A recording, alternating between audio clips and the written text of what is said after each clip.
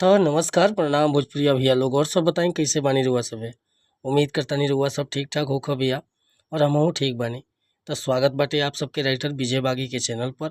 और आज उपस्थित बानी रुआ सबके बीच में लेके जाड़ा स्पेशल एकदम सुपर हिट मैटर।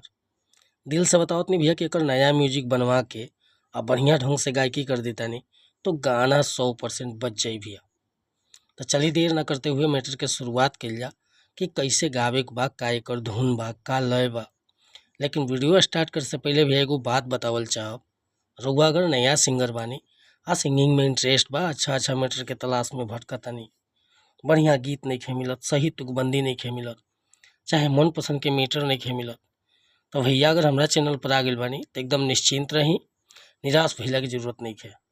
रउआ जैसन भी मीटर चाहत होखब लिखवावे के, बिल्कुल उचित चार्ज पर रउआ के फुल सॉन्ग मिल जाई व्हाट्सअप के जरिए। तो कहल चाहे रउआ कोनो प्रकार के मीटर लिखवाओ होखे, जैसे कि sad song, love song, orchestra song, धोबी गीत, पूर्वी गीत, निर्गुण गीत, कोनो प्रकार के गाना चाही बेहिचक रुआ संपर्क कर सकीला। डिस्क्रिप्शन में नंबर दे दिले बानी। और कहल चाहे आपकी चैनल पर अगर पहली बार आए लोग हैं तो चैनल के सब्सक्राइब कर ली, बेल आइकन प्रेस कर ली, ताकि हर रोज रुआ के नया नया मीटर सुने के, देखे के और गावे के मिलत रहे भैया। आज के मीटर देखिए कैसे गाओ गो बाटे।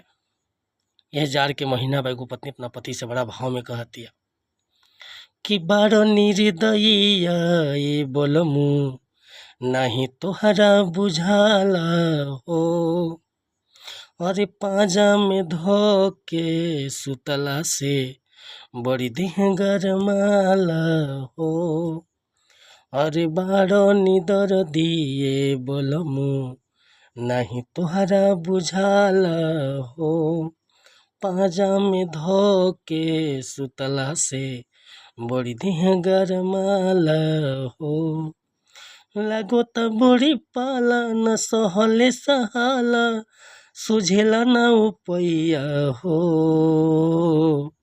दर्द से टीसे करिया हो, ए सैया उड़ा दर जइया हो, दर्द से टीसे करिया हो, ए सैया उड़ा दर जइया हो। तो भैया अगर हमसे गाँव में कोनो भूल चूक भइल हुई तो क्षमा चाहता नहीं, काहे कि हम राइटर बानी, सिंगर ना। रउआ एक के बखूबी और ऊपर से उठा के गा सकता नहीं।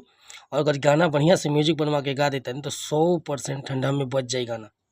अगर ये मीटर पसंद बा, फुल गीत लिखवाओ बा, तो बेहिचक हमरा व्हाट्सअप नंबर पर संपर्क कर सकीले।